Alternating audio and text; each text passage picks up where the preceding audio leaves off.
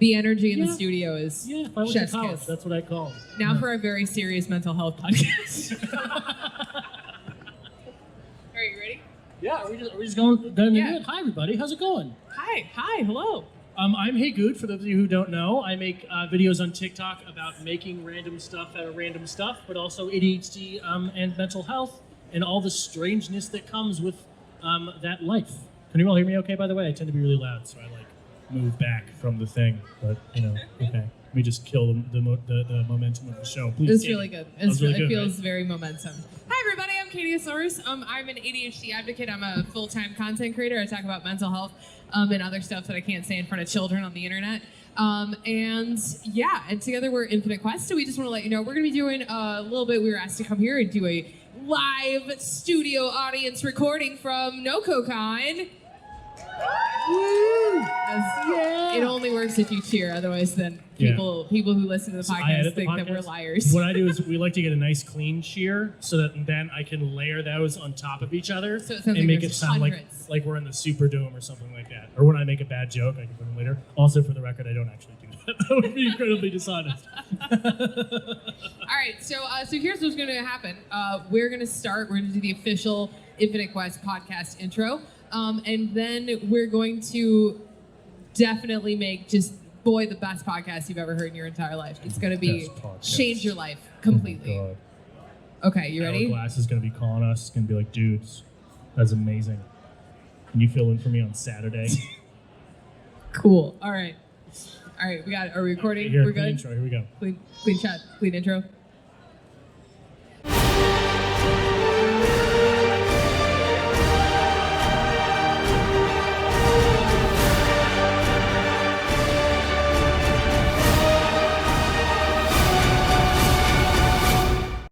It's me, Catie. Yes, hi, hello, and it's me, Hey Good. And together, we are Infinite Quest. Nailed it. Crushed it. And welcome to our very first live show from here at Nococon in shockingly beautiful Watertown, New York. I don't know if you've been outside, but it smells amazing outside. Just go out, there are many people just nodding quietly in the audience. Audience, are you having a good time at Nococon so far? Listeners at home, they cheered. They cheered, indeed. So for those of you who came to the crafting challenge about an hour and a half ago, I don't know, time has no meaning to me.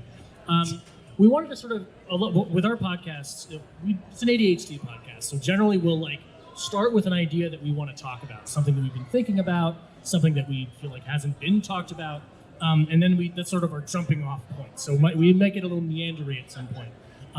But something I've been thinking about a lot in leading up to this crafting challenge that we did earlier today, where Maker Willie, whose booth is over there, who I highly recommend you go check out, 3D printer guy, where we made big dinosaurs out of cardboard, which was very fun. But it got me thinking about how growing up as a kid with ADHD, I was undiagnosed until I was 15. Growing up as a kid with ADHD, I was constantly getting good at things that were useless. I was constantly getting really good at stuff that I figured would never be marketable or useful in my life. But now, a big part of my job is exhibiting those skills, like being able to solve problems last minute out of cardboard and stuff like that. And I think those small skills that come with being neurodivergent for an entire lifetime end up being pretty useful. And I think a lot of times conversations about neurodivergency, which I feel like we should probably define that term. Probably. Growing up neurodivergent, it's a lot of doom and gloom and talking about the worst sides of it, because indeed there are a lot of things that suck about it.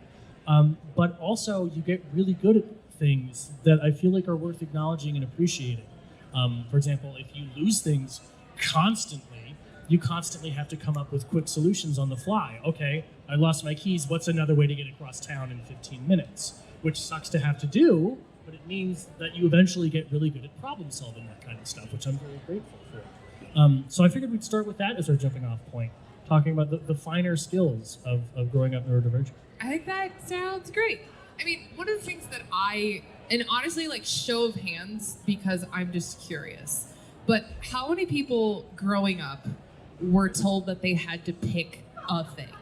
You had to pick the one fandom. You had to pick the job you are going to do for the rest of your life. You're going to have to pick. Hundreds of hands are going up, listeners at home. Hundreds. I would say thousands. Thousands, literally thousands. Hello, third balcony. Thank you so much for being here. Everybody cheer, everybody cheer. So quietly, did you hear how quietly they cheer? Because they're so far away in the third balcony. Anyway, we're a very successful podcast. Thank you for listening at home. But one of the things that my background is in theater, and my background is in the arts, and I've been a performer my whole life. But they always told you, you have to pick. You have to pick acting. You have to pick stage managing. You have to pick directing. Whatever it is, you have to pick the thing. But I never wanted to pick. I never wanted to choose. And I was fantastically interested in all of those things. And when I first started making content about ADHD, I'd pick up my phone and have a thought, which is still kind of what I do.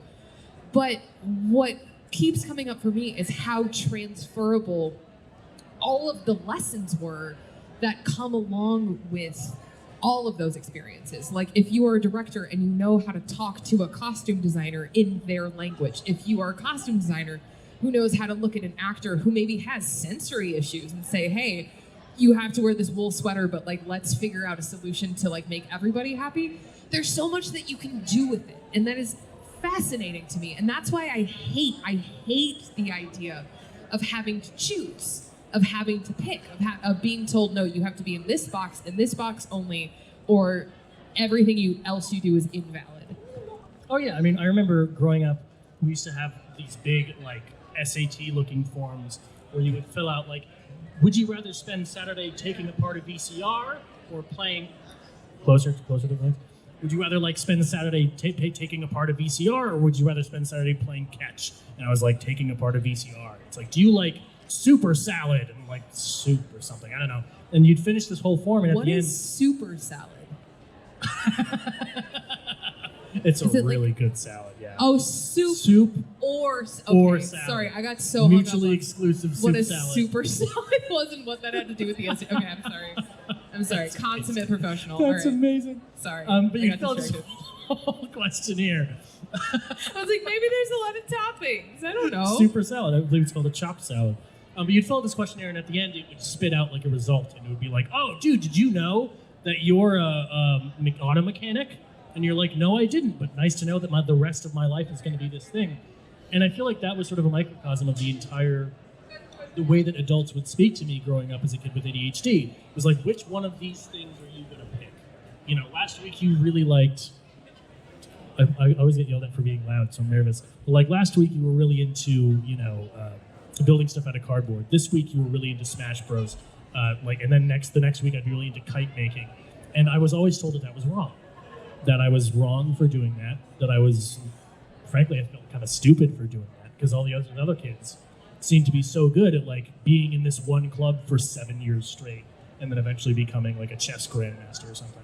But that wasn't my bag. And it took me until my mid-20s to realize that I wasn't wrong for doing it. Like, I wasn't wrong for being a classical musician throughout my teens, and then an archivist's assistant in my late teens, and then a chef for like a couple years.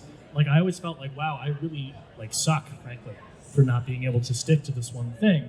But now, doing what I do now and just getting to talk about that experience, I realized that when your mind is just a pile of crumpled paper and experiences, a lot of strange things get to interact that they wouldn't otherwise if you had an incredibly organized mind. So when I am doing weird tech stuff for this, I think about stuff that I learned from being a chef. And when I was a chef, I thought about things that I learned from being a classical musician, and all those things inform the way that I interact with the world now. And I think ultimately it's made my world a lot more vivid in a way that it wouldn't have been had I listened to those adults who kept telling me, like, no, you get one thing, Erik. Like, pick a thing and we're going to tattoo it on your forehead, and that's going to be the rest of your life. I had a thought and I lost it completely. It's fine. I was so ready. I had like a whole monologue planned, and then there was a really cool cosplay in the back, and I was like looking at it, and it was really cool. Hello, cool cosplay. And then I got distracted. I'm sorry. So, but Erik, here, I was thinking about a thing. We find ourselves in an unusual position. Yeah. In that we are not sitting alone in our incredibly messy office. That's correct, yeah. Making this podcast. We have a whole group of people We do, yeah. sitting in front of us. Hello, everybody. And I was thinking, What's up, group maybe of people? we could Cheers. Hello. let the people ask us questions if they had questions for us. Sure. If they don't have questions for us, then this next part is going to be super embarrassing. Yeah, it happens. And sometimes it happens. So if you don't have questions, we're not here to judge. But if you do have questions about us as people who do many things, as content creators, or even just if you want to just, get the ball rolling with what did you have for breakfast, the answer is, haha, I forgot to eat breakfast. I didn't eat breakfast, yeah. You could do that, and then that way we could have a little back and forth, a little give and take, a little vibarino, if you will. Hey, Eric, would you practice your beatboxing? I think we all really want to hear it. Yeah, in the back. Much. Yeah, that's a great question. Don't do it. Don't do it. I swear, Eric. If you say, yes, hello. Hi. What is my favorite part of? It's cool. Boy. It's almost like we have microphones that we could have put out in the crowd, but here we are. We really thought this one through. I swear to God. No. Favorite part of being a content creator? It is really fun spending like 3 hours of my morning trying to figure out like how to turn a balloon into a like mask, or it's you end up doing a lot of strange things that formerly would have been like a waste of time, but now it's like my job. So like trying to figure out how to like make cardboard into a working ball bearing, or like trying to I don't know. Lately I've been making a marshmallow shooter, which has been really fun, and so trying to figure out how fast can I get the most amount of marshmallows like to attack a baby Yoda, and being like, wow, this is a productive use of my time. Like this is my actual job. That's pretty cool. That feels pretty cool. But also, strangely enough, sometimes like, especially being a guy with ADHD, I'll like get over that. Like I'll spend like hours and hours like up the night before trying to figure out the best way to fire 1,000 marshmallows 40 feet. But then when I wake up the next morning and the time comes to actually do that, I'm like kind of over it, but I still have to do it, because it's like, it's my job. So that's both my favorite and just the strangest part is what is now a productive use of time. And I'm very grateful for that, but it is strange. So there's this thing that happens whenever we do panels where Eric gives a very practical answer and then I cry. And that's like our vibe is Eric is like, yeah, I like making marshmallow shooters. And then I start crying. So just know that going into the answer that I'm going to give. But really, truly for me, it's the fact that I started with literally 17 followers on TikTok. I had like 17 followers. They were like my friends who thought it was funny that my sister had talked me into getting a TikTok. And now every morning I wake up and I get emails from people saying like, you changed my life, or like the work you do matters, or thank you because you impacted, the way that I treat my kid or my partner or my friends or whatever. And I never really thought that I was a person whose voice mattered. I never thought like I really had that much to say in a way that was going to like make an impact. I just thought, who am I? Like I'm this like ADHD weirdo who has had a bunch of weird jobs, and I guess that's kind of interesting at cocktail parties, but like how does that apply to like making a difference? And so my favorite part about being a content creator is that I think Eric and I both figured out a way to make a difference on our own terms by being entirely ourselves. Like we don't have to apologize for being like easily distracted. We don't have to apologize for like doing marshmallow content one week and then doing, cardboard dinosaurs the next. It's that we just get to be who we are, and that's our job. And that is, I mean, to me, it's a profound and very like humbling experience to get to wake up and be like, I get to help people today, and I get to do it by being just like a complete weirdo on the internet, and that feels really, really cool. So that's my answer. Yeah, if I could add to the whole marshmallow, now that you gave that whole thing. Every shooting time. marshmallows across the room is pretty cool. I kind of like doing that. But yeah, I also feeling like I think being a human is hard. Like, I don't know if that's a hot take, but like I think being a human just in general comes with a lot of difficulty. It comes with like grief and shame and anger, a lot of which is directed at yourself. which sucks. And I, like everybody else, have experienced a lot of that, of shame and grief and anger and failure, embarrassment. And while you're going through that, or while I was going through that, I'll just speak for myself, there was this sort of nagging thought in the back of my head of like, why? What is this all for? Like, I just got, when I was a chef, I would get screamed at publicly, like daily. It was just part of my job, was going and getting screamed at and shamed in front of everybody. And I remember just thinking, like, what is the point of this? Like, am I becoming a better cook? Sure, but then what's the point of becoming a better? Like, why is all of this happening cosmically? And now that I'm lucky enough to be able to make content that people apparently watch, all of that pain, basically, is now not only useful to me, because the mission the whole time was like, I have to try to make this useful, but is apparently useful for others. I can take the pain that I've been through and try to boil it down into something that hopefully, I don't know, it enhances the experience of other people in a way. I mean, that's just the most profound honor. There's a constant nagging question of when you wake up and like, oh, cool, like, 2 million people saw the thing I just made. Like, that blows my mind. I don't deserve this. But it's kind of funny that when you have a bunch of followers and stuff, it makes you realize that none of it is about you, which is a kind of weirdly contradictory when you have a large following. The first thing when I started realizing, wow, I'm really getting a following here, is none of it is about me. Is I have a responsibility to these people to make their lives better in some way, by entertaining them or by educating them, or just by saying like, hey, you're doing fine, like you're doing okay, it's gonna be okay. Make sure you're breathing and drinking water and eating food. You're doing great.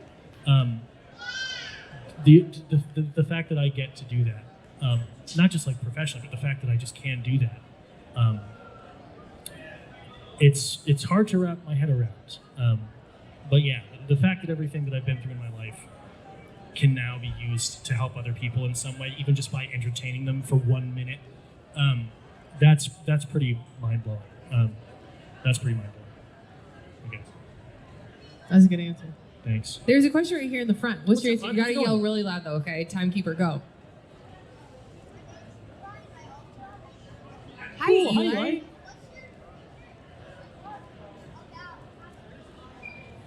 What's my favorite part about having ADHD? From Timekeeper Eli. By the way, you did a really good job earlier. Good job. Thank you so Excellent. much. I mean, honestly, I think my favorite part about having ADHD is the fact that it makes me really creative and really interested in a lot of stuff. Like, kind of like we were talking about earlier. You know what I mean? It's like I've always really been interested in stuff, and I would get really interested in something for like a really short amount of time, and then I'd be like, I'm not interested in that anymore. I'm gonna get interested in this now. But what I figured out somewhere along the way was like, I had this like, there's this 1 week where I was really into cake decorating. I loved decorating cakes for like 2 weeks, and then I got bored of that. But then the next thing I got good at was like painting, and I was like, but like mixing paint is like mixing the colors of icing. And then, I got done with painting, and then I was like, I'm gonna go do this other thing. And so what I've realized is that along the way, everything that I learned, everything that I got curious about, everything I got passionate about tied into each other. And so I'm not very good at a lot of things, but I am moderately okay at many. And I think that's a really exciting way to live. That's my answer. Oh, totally. I mean, I think I always think about like my own brain. Like if I close my eyes and just like be in my brain, I think of that as like a playground, or it's like at least like a space, but like a playground. And knowing stuff are like toys and like play equipment and slides and stuff. So like every single thing that you know about anything for any reason is just in that playground. It's like a slide you can go down and stuff. And so I've always found that people with ADHD tend to acquire what I like to call polka dot knowledge, which is like they don't like learn from the beginning and then like gain understanding. I mean, we do with some things, but if you spend one night on Wikipedia learning all about like dinosaurs or something like that, you get like, I know a bit about this. And then the next day you're learning about like electromagnetism, and you're like, okay, I know a bit about this. And you end up with this big polka dot of like various, perhaps unrelated, knowledgey things. And so when you're lying in bed at night and you close your eyes, you can play around in your head with like all the stuff you know about dinosaurs, and then you're like, wait, what? I wonder if I could use what I knew about what I now know about electromagnetism to build like a robot dinosaur, you know. So I think that's really fun. I like having a vast array of that polka dot knowledge to play around with. It can be kind of frustrating because we're constantly sort of told that like you should learn, your knowledge should be like deep about a subject, and you should like go to school and start at the beginning and move on. But whatever, that's kind of boring sometimes, you know? I think it's really fun to just have a vast array of random stuff in your head to play around with when you get bored, you know? Because who likes being bored, you know? I don't like being bored. I like having many ways of getting out of boredom. That's like my ultimate life goal, really. Is to get out of to boredom. have a sustainable and healthy way of relieving myself from boredom. That is ultimately what I'm in this all for. Wait until I introduce you to TikTok. Oh God. A sustainable and healthy. I said healthy. That's said valid. healthy. Valid. Touche. Touche. That is a true thing. Yeah, right here in the front. So how do you deal with the memory issues that come with ADHD? Like not only like reading keys, but like really important things about people in here. Okay, so the question was for our listeners at home, how do you deal with the memory issues that come with ADHD? This is the part, okay, my time to shine, let's go. My sort of like creed, the hill that I will die on, is that it's not silly if it makes your life easier. I've said that a lot in a lot of my content.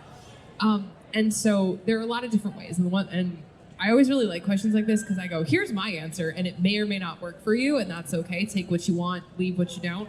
But for me, it's me. It's me in the micro. It's just me. It's just me, apparently.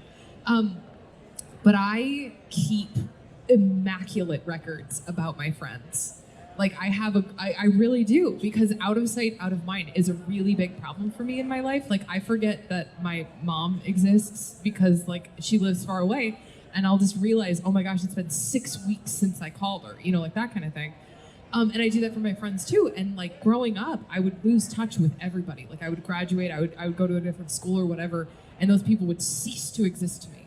And that made me feel really bad. It made me feel like a bad friend. It made me feel like I was doing something wrong. Now I know that it's because of my ADHD. And that's an explanation, but it's not an excuse to treat people poorly, right? And so what I started doing was I just write it down. I have a Google Calendar on my phone that's just every day. It's like, hey, maybe send a text to your friend Kelly. You haven't talked to her in a couple of weeks. Or like every Thursday, I text my friend Tyler and I say, hey, I hope you're doing okay. And so for me, like physically writing it down, like I have a list on my phone for Erik. I have a list on my phone for my husband of like Erik's favorite foods and my husband's favorite flavor of ice cream and the comic book that he wants for Christmas and like all of this different stuff. And one time somebody saw it. They saw it and they were like, oh, you sociopath. You're a terrible friend. You don't just remember that. And I was like, I would argue that I'm a better friend because I took the time to write it down instead of just forgetting it and deciding that it's not important. You know what I mean? But that's what I do, is I literally just have a little notepad app on my phone, and I say, if I need to remember something or whatever, it goes in my phone. I even bought this new phone, and this doesn't matter at all to the podcast, but it has a little pen, so you can just take a little note. It's like the best thing ever. So that's what I do, is I just keep records, and I'm unapologetic about it because it really changed the way that I relate to people. It changed the way that I relate to my friends. And I think in a lot of ways, it made me realize that like ADHD has the power to affect, you know, my friendships and that kind of thing, but I'm not going to let it. And I'm not going to let it because I have a note app on my phone. I love that question because I think that's one of the ways that my ADHD has ended up involuntarily hurting other people is my forgetfulness by far. Like I'll text my friend, you know, like, hey, I just did this thing for the first time, and I thought of you, and I thought of, you know, like thinking I'm being a good friend, and they'd say, oh, we used to do that all the time. It looks like you totally forgot about it. So anyways, I love that question. But I also think this is an interesting showcase of the difference between your and my brain.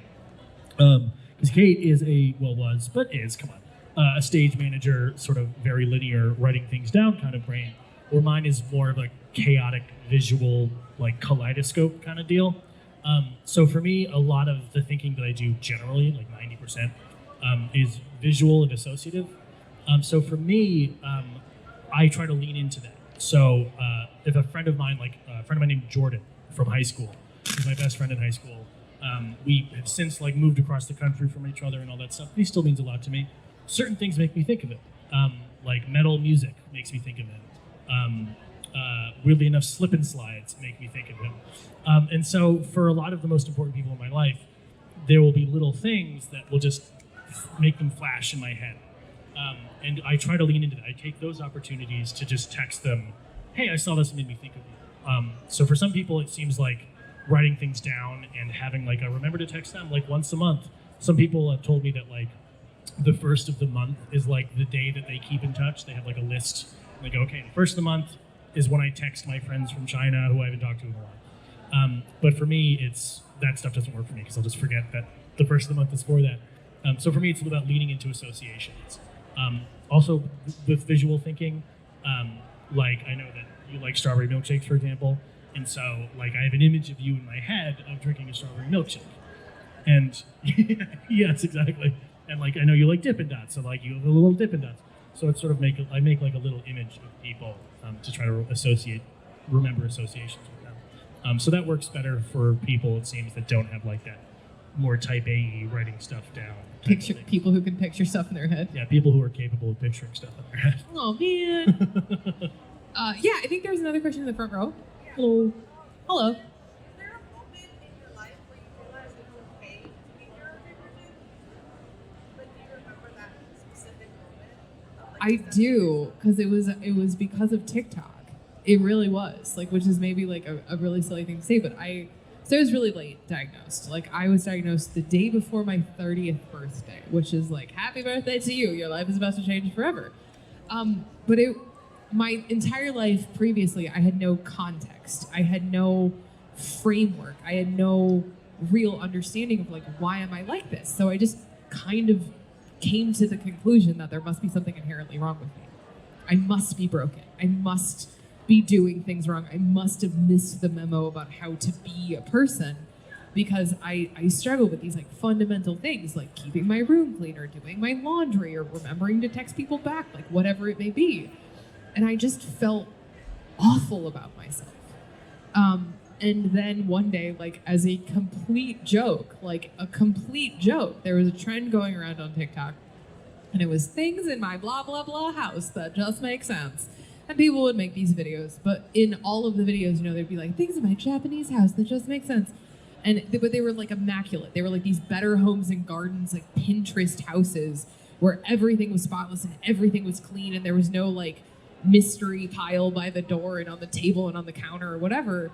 And I go, none of this looks like me and looks like my experience. And so as a complete joke, I made a video, those things in my ADHD house that just make sense. And I was like, this pile of boxes that's been sitting in my hallway for 6 months, you know? And I went through and I just kind of roasted myself, like just as a joke. And that was my first viral video. That was the first one that ever went viral and got like millions of views. And the comments were just the same. Like all of the comments, like some people, you know, they were like, ha ha ha. But almost universally, all of the comments were, I've never seen anybody talk about their house that looks like mine. I've never seen anybody else with like a doom box by the door. I've never seen anybody with counters that look like mine or whatever.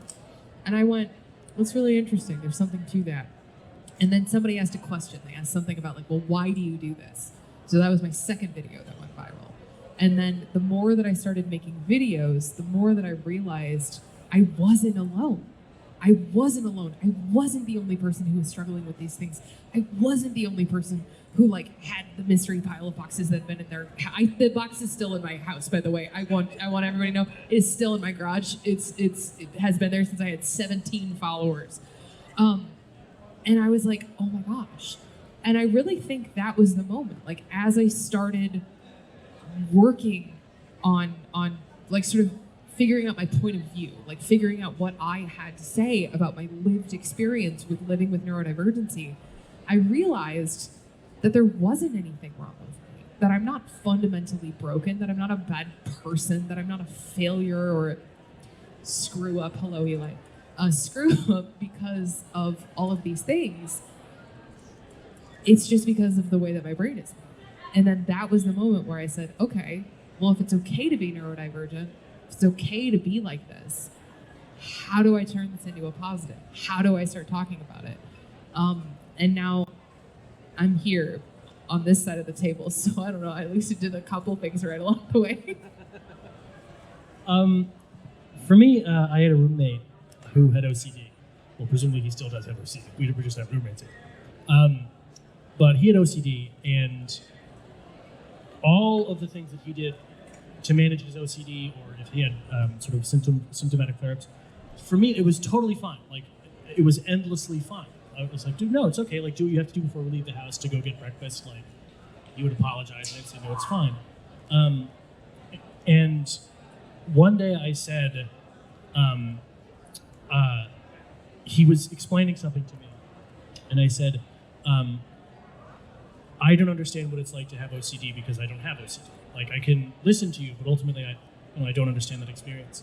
And then he said, yeah, and I'll never know what it's like to live with ADHD because I don't have it. You know, I can listen. He said the same thing back to me. And that was the first time that just hit me differently. I was like, oh my gosh, like if he can be patient with me, then maybe I can be patient with my freaking self. You know, maybe that's a thing I can do. Because everybody else is allowed infinite, patience and grace. But it's, I think, one of the hardest things that we have to learn to do in life is to treat ourselves with the same love and forgiveness and grace that we so easily treat other people. It's like if you spill something on the counter, it's like, oh my gosh, it's totally fine, don't worry about it. If I do, I'm an idiot, I should have known better, whatever. We're so harsh on ourselves sometimes. And for some reason, when he said that to me, it was really clarifying to me, like, oh, I'm a person with, who just is who they are, and that's okay. And then when TikTok happened, that really sort of drove it home, because I could talk about the weird things. Like, have you ever watched a movie or TV show and you just like space out so you miss a section? So you like rewind the 30 seconds and then you space out again and miss it again. And then you go, oh, and so you have to rewind again, but you just can't get this point because every single time you're like, right, this time I will pay attention. And then just, people would identify with stuff like that. I'm like, oh, okay, this is not just this is a real thing. So I think, I think I owe it a lot to people who have honestly shared their experience with me as well. Yeah. Of course. Thanks for your question. That was fantastic. I think we're out of questions. I think we are out of questions. Oh, look, haha, your savior emerges. Hello. What would you say is the worst texture for you to feel? Oh, that's a great question. Oh, man. The question was, what is the worst texture for me to feel? That's it. That's a hard one. I mean, I can't think. That's a weirdly hard. Like, you know what it is? It's ranch dressing. Ranch. I have like a visceral phobic reaction to ranch dressing. Like if it comes like in my vicinity, like I can like find it. It wasn't me. I swear it's not me. Are you sure? I promise it's not me. I'm not doing it. I'm just sitting here very quietly. I know, right? It's the gods of ADHD condemning my take on ranch dressing. But yeah, no, mine is like ranch dressing, like anything like that. I do not care for that. But like clothing wise, it's like when you go to like the Halloween store and there's like the really crappy like polyester fabric that like they make like the Halloween costumes out of. I'm also a costume designer, and so like for me, like that's one of like the worst things, because I'm like, God, could have been made out of such nicer fabric. Because apparently I'm very picky about my Halloween costumes. I mean, I'd have to think about like the hierarchy, but off the top of my head, microfiber towels. I'm definitely a microfiber towel. Like, they're sticky. They stick to your fingers. It's like honestly just even hard to like think about because I can like feel it on my hands. But yeah, microfiber towels, particularly like them getting wet, like trying to absorb water, but they like can't. Oh, it's like the worst. That I also don't like. When like some couches or pillows will have this, there's a bunch of like tiny hairs that stick up, and when you push them one way, they'll like interact with the light in some way. So Suede. It's suede. Yeah, like the longer suede.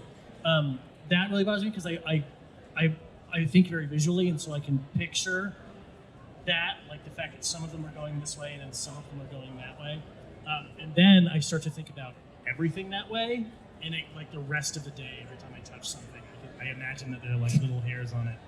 What? But, like, it's weird. It's strange to think, but like, you know, if you touch something, you've shifted it, and you have to touch it again. Maybe I do have OCD. I don't know. It's probably checked out, that's fine. But yeah, those really bother me. Mayonnaise for sure. Yeah, I think microfiber towels is probably my worst one. It's just, I don't know what it is about them. Oh, peach fuzz too. Like, no, not like on, peach on fuzz like on hair. No, or like on literal like the peach, actual peach. like fuzz on peaches. Okay. Really bother me. That's very funny. Also, I mean, this is not necessarily like a textural ADHD thing, but I have trypophobia, the fear of clusters of holes. Wait, you do? Yeah. How has this never come up before? I've never looked at something that's triggered it. But yeah, please don't. Okay. I would really Good appreciate to know. it.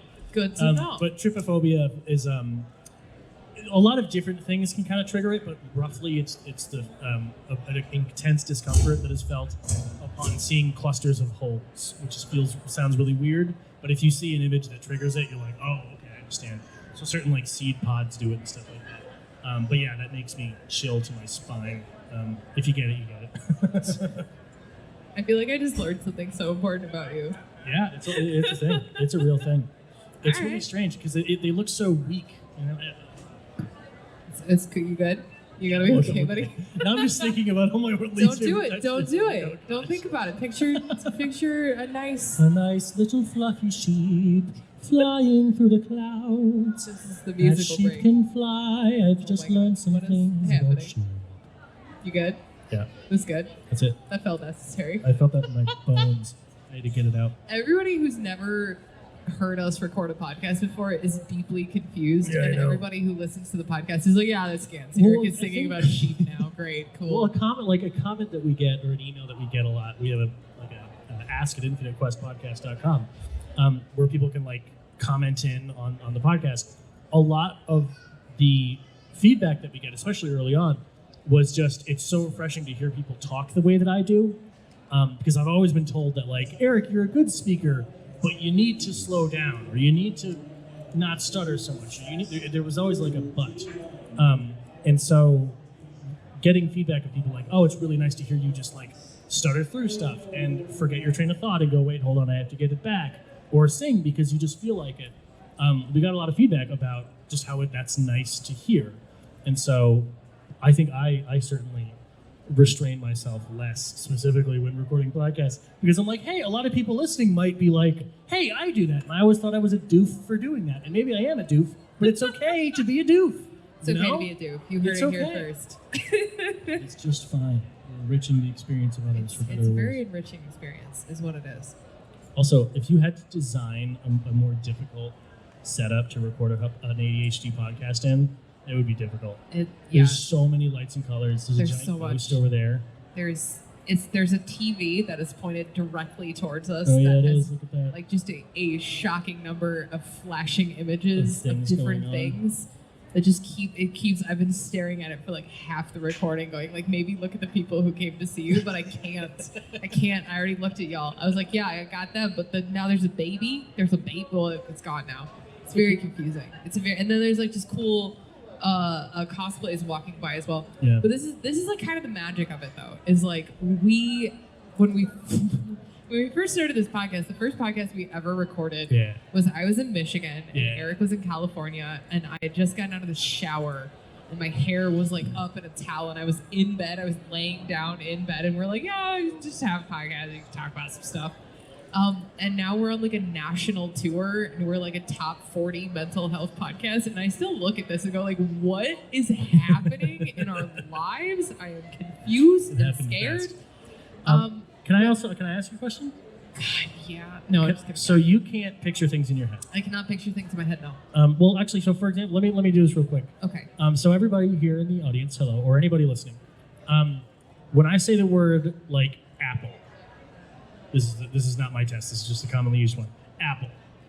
Can you see that in your head? Can you picture the apple? What color is it? Like, can you actually see it, or are you just not doing it? Yeah. Because So apparently some people can't do yeah, it. it's called aphantasia, and it's like by degrees. Like some people can picture like a fully. This blows my mind. This is like a real thing people can do. Is they can picture like an apple, but Yeah. not only can they picture an apple, but they can like turn it in space and like manipulate it like a 3D. It sounds fake.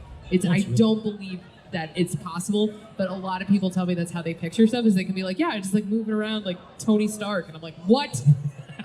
I can't picture it. Like the apple does not exist. It's just the strangest thing for me, because like, I mean, a good 70% of my thinking is strictly visual.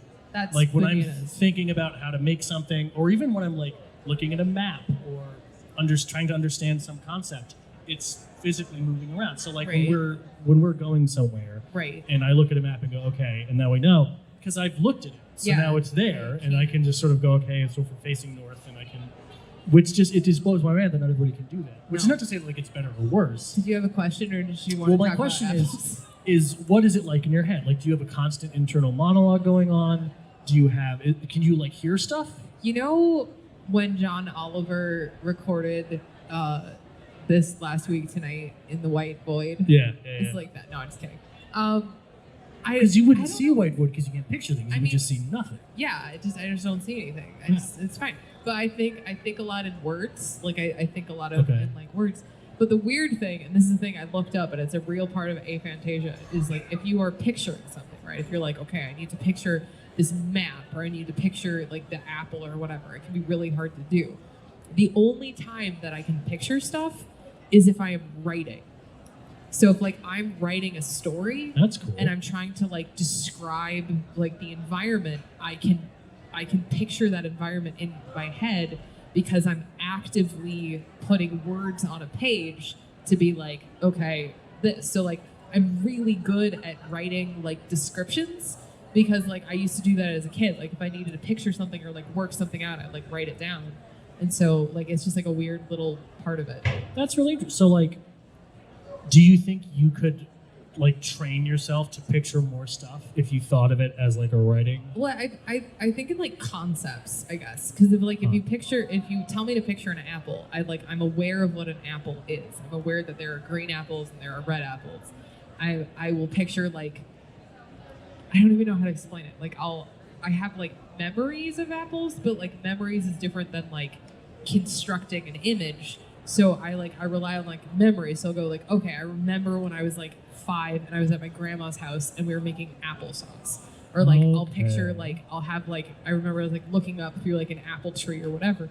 So I'll do that, but I can't like just make an apple appear out of nowhere in my head. Oh, well, what about other like sensory? So like, can you imagine like the texture of like Bailey, our dog? Like, can you on your hand? Like, can you? Like on my hand? Yeah. No. Because I can make like sort of fake input, you know, like I can pretend to be hearing something or pretend to be feeling something.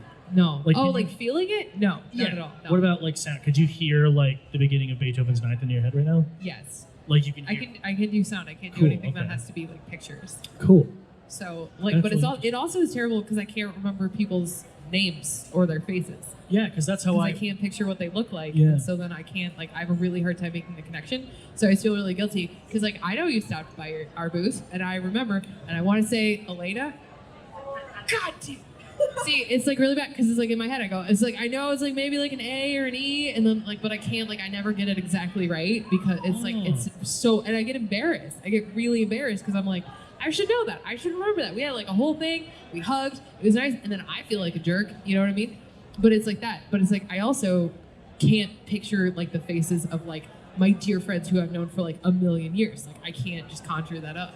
So like I can't picture Bailey like when she's gone. I'm like surprised that my dog is cute. Like I see my dog, like she comes back in the room and I go, "Oh my God, you're so cute!" Every time because I'm like surprised.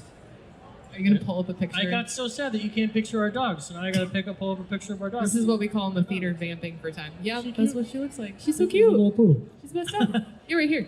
I do the same thing where I can't remember like what people's faces are, but do you have the experience of like, let's say you talk to somebody, you know what their face looks like, you don't see them for like months and you can't remember what their face looks like, but then like out of the blue you run into them and it's wild and you're like, wait a second, I know you, even though I can't picture your face, I suddenly remember your face.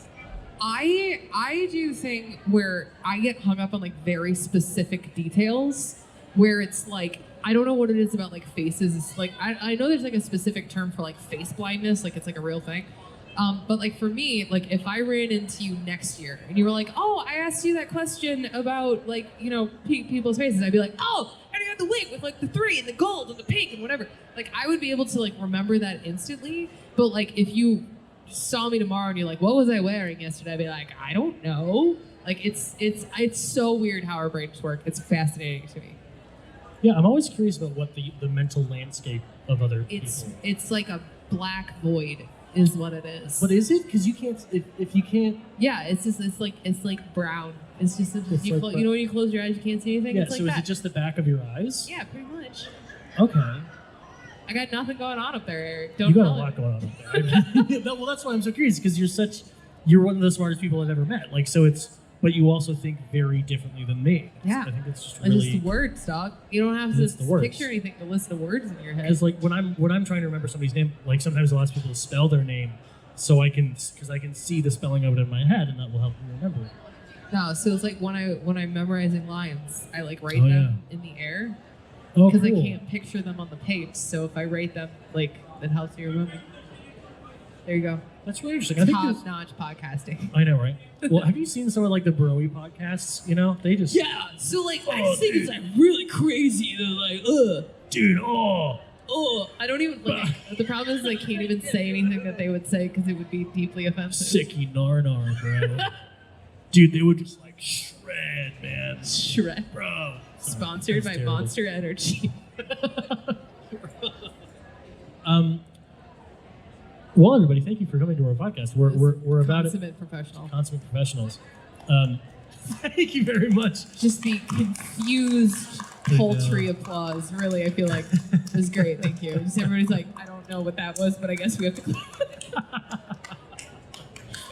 If you'd like to hear us have more pointed discussions where we don't have as many distractions, our podcast is called Infinite Quest, where we have more serious conversations about living with ADHD and the fears and stuff associated with it.